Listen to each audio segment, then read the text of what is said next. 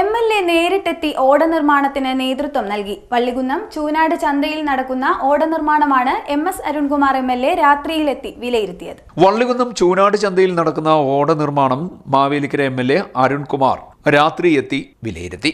ഇവിടെ 4 മാസം മുൻപാണ് പുതിയ ഓടയുടെ നിർമ്മാണം ആരംഭിച്ചത്. ഏറെ വിവാദങ്ങൾക്കൊടുവിൽ പുതിയ ഓട നിർമ്മാണം പൂർത്തിയായി. തുടർന്നാണ് ഈ ഭാഗത്തുകൂടി മുൻപുണ്ടായിരുന്ന ഓട നവീകരിക്കുന്നതിന്റെ ഭാഗമായി MLA നിർമ്മാണ പുരോഗതി വിലയിരുത്താനെത്തിയത്. നിലവിലുള്ള ഓട നവീകരിക്കുന്നതിന് പകരം എതിർവശത്തുകൂടി പുതിയ ഒരു ഓട നിർമ്മിച്ചതാണ് പ്രതിഷേധത്തിന് സാഹചര്യം ഒരുക്കിയത്. ഒരു പ്രധാന പ്രശ്നമായിരുന്നു ഇവിടുത്തെ ഈ ഓട നിർമ്മാണം.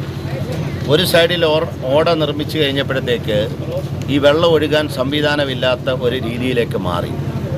പഴയ ഓട പുനഃക്രമീകരണം ചെയ്യണമെന്നുള്ള ഒരാഗ്രഹത്തിൽ MLA ഇടപെട്ട് പഴയ ഓട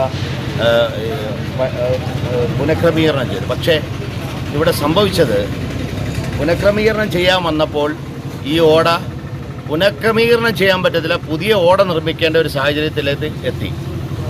MLAയുടെ ഒരു 24 മണിക്കൂറുള്ള ഇടപെടൽ കൊണ്ട് പുതിയ ഓട നിർമ്മിക്കാൻ തീരുമാനിച്ചു.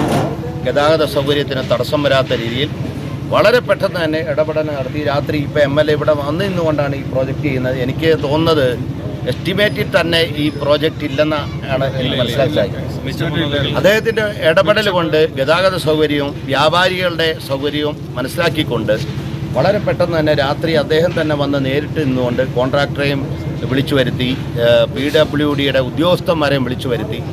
വലിയൊരു ഇടപെടലാണ് യുദ്ധകാല അടിസ്ഥാനത്തിലെന്ന് വേണം. CDNet news, Charummood.